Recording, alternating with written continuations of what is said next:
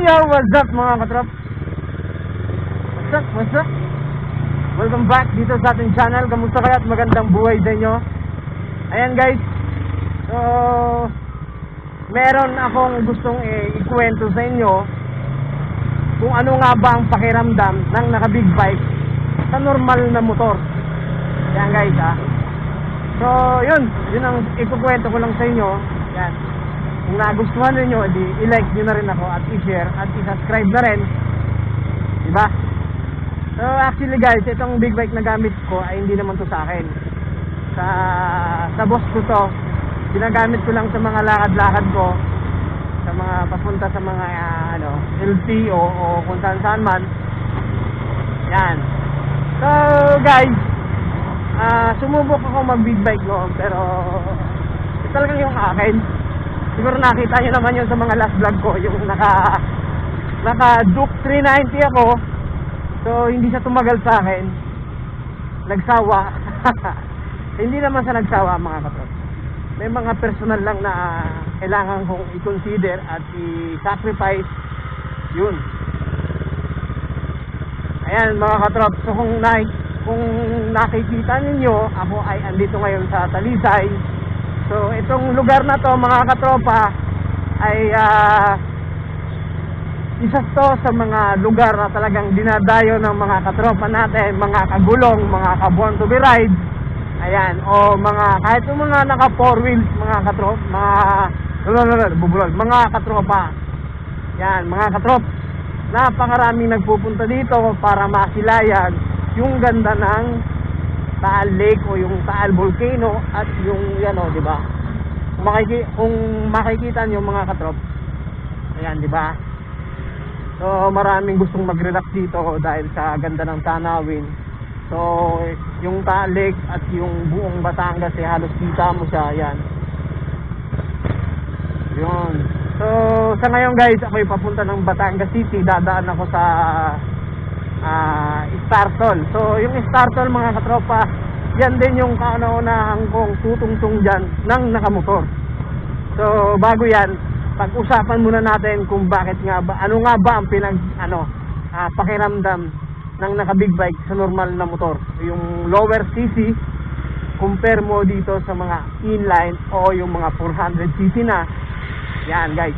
So guys, ang unang-una kong pakiramdam guys nung ako ay nakagamit ng big bike.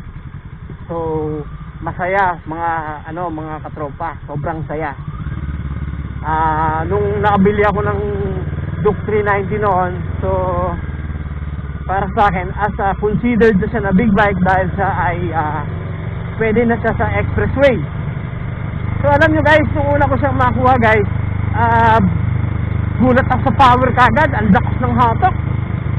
Sabi ko parang dito ako mamamatay. Patay agad. Hindi guys, talaga ganon. Napaka-torque ng mga big bike talaga. Napakalakas ng hatak. Kasi big bike na nga, di ba? Ang lakas ko. Pagka nagkamali ka ng piga mo sa sa sinilador o gasolinador, para kang maiiwalay sa motor. Tapos pagka hindi ka nakakapit ng mabuti dito sa manubela, para kang maiiwan. Compare mo naman sa mga lower CC na may mga matorki na maliit na bike na motor, pero hindi siya kagaya sa mga big bike talaga. Sa mga 400cc o basta big bike mga katrop, hindi kagaya noon. Tapos mga katrop, ang pakiramdam ko noon, hindi pa ako makatulog kasi gusto ko na siyang i-ride kinabukasan. Yan, gusto ko na siyang magamit. Ganun ang pakiramdam.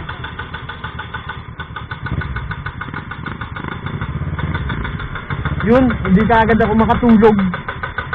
Wait lang guys may nagbo-boldos baka hindi nyo marinig ang boses ko. Yan. So yun guys, hindi ako makatulog. Sobrang excited na magamit ko na siya, na masakyan ko na kagad pa ride. Yun, so basta ang sarap sa pakiramdam guys yung una akong magka big bike at makagamit. So lalo na yung nung ito yung binili ng boss ko to. Kasi ako rin ang sumakay nito pa uwi. Excited na excited ako. So, nung masakyan ko yung yung KTM, yung 390. So, doon pa lang sold na ako sa power. Lalo nang pagsampa ko dito sa 650 mga katropa. Talagang gulat na gulat ako, sabi ko. Yung third gear pa lang yung top speed ni 390, third gear lang neto. 3 cambio niya lang. Ganun mga katropa. Siguro sa mga lower CC naman, nakagamit naman ako ng malalakas, yung mga kargado like yung mga Neo 4 valve o yung Raider na talagang kargado rin. Nakasakay naman ako ng ganon. Kasi sa mga lower CC mga kargado, mga katrop, pagka tumatakbo na siya ng lagpas na sa limitasyon ng katawan ng motor, hindi na siya safe, di ba? Kailangan doble ingat ka. Dito sa kanya mga katropa, ang 120 sa kanya basic, 130 basic na basic lang. Safe ka pa rin. Dahil nga sa stability na itong motor na malaki ang gulong, mabigat ang katawan. So ganun mga katrop ba, talagang asar sa pakiramdam yung naka big bike na ako. Pero deep inside mga katrop, meron din bad effects yun, di ba?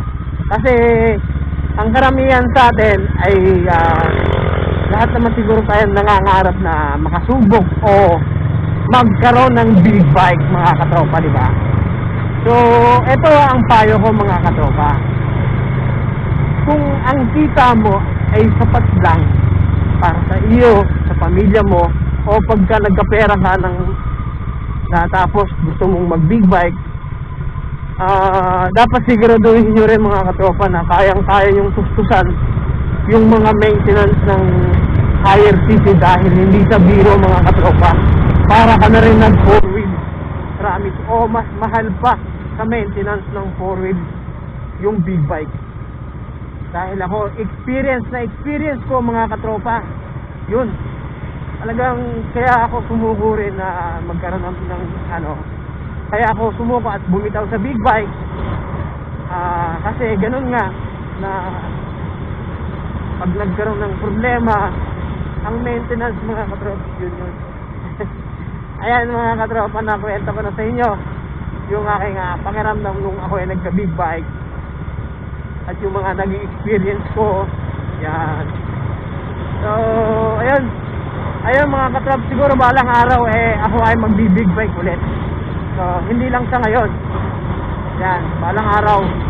So ayun mga katropa, halos ako ay andito na, malapit na sa lake. So if you like this video, please don't forget to like and share at paki-subscribe na rin mga katropa.